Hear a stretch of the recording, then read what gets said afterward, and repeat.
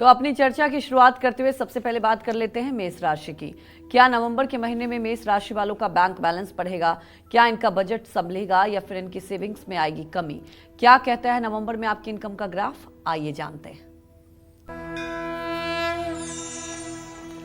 देखिए, मेष राशि और मेष लग्न में जो लोग पैदा होते हैं उन्हें आजीवन शुक्र और शनि के बल का अनुमान लगा करके अपने आर्थिक स्थिति का मूल्यांकन करना चाहिए।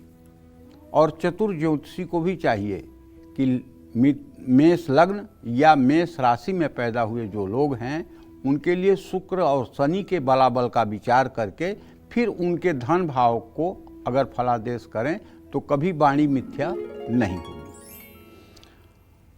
अब इस समय जो मैं देख पा रहा हूं, आपके लाभ भाव का स्वामी शनि है जो व्यय भाव में है, व्यय भाव में गोचर कर रहा है, अर्थात आमदनी का मालिक खर्च के स्थान में है।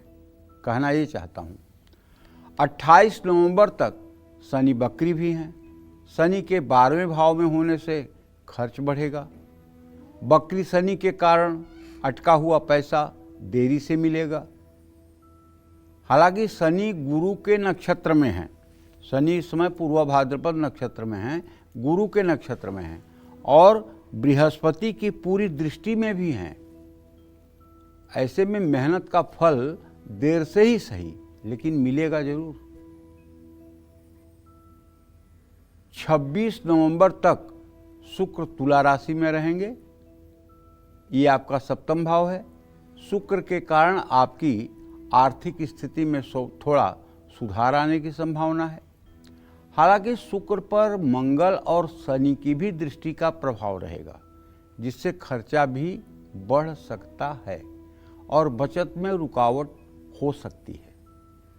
बृहस्पति का गोचर चौथे भाव में होने से अस्थाई संपत्ति का सुख और परिवार से आर्थिक लाभ मिलने के योग बने हुए हैं।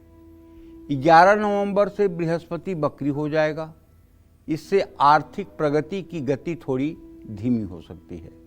इस समय प्रॉपर्टी में निवेश या गाड़ी खरीदने का फैसला टालना बेहतर होगा।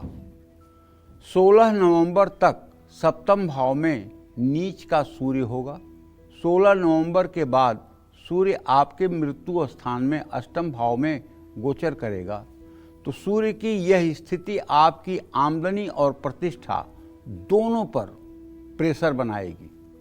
16 नवंबर के बाद अष्टम भाव में सूर्य के आने से अचानक खर्चे, टैक्स से जुड़ी चिंताएं बढ़ सकती हैं।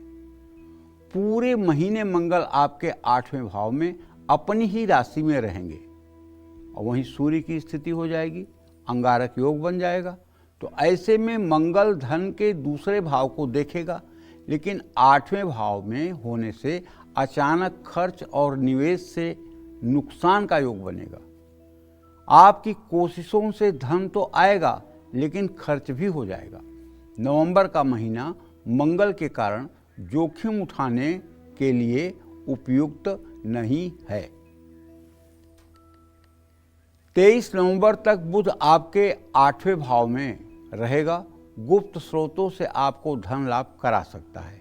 23 नवंबर के बाद बुध 7वें भाव में बकरी अवस्था में होगा।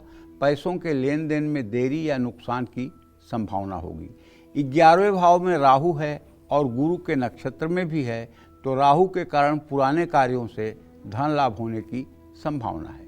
5वें भाव में केतु निवेश और गलत फैसलों के कारण धन हानि करा सकता है। देखिए, अगर आपकी मेष राशि है तो मैं तो आपसे यही कहूँगा कि आप नित्य प्रातः सायं, अगर पुरुष हैं या आप महिला हैं तो आपको नित्य प्रातः सायं श्री सूक्तम का पाठ करना चाहिए और शनिवार की शाम सुंदरकांड का पाठ करना चाहिए। ये दोनों ऐसे आपके लिए उपाय हैं जो आपको कभी आर्थिक मुसीबत में नहीं पहुंचने देंगे। आपकी फाइनेंशियल कंडीशन हर समय ठीक रहेगी, चाहे जितना भी ये विपरीत गोचर है आपके।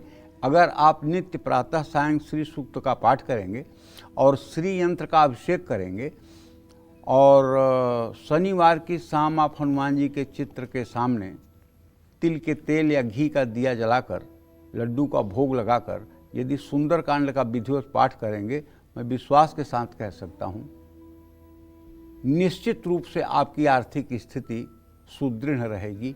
जय मां विंध्यवासिनी।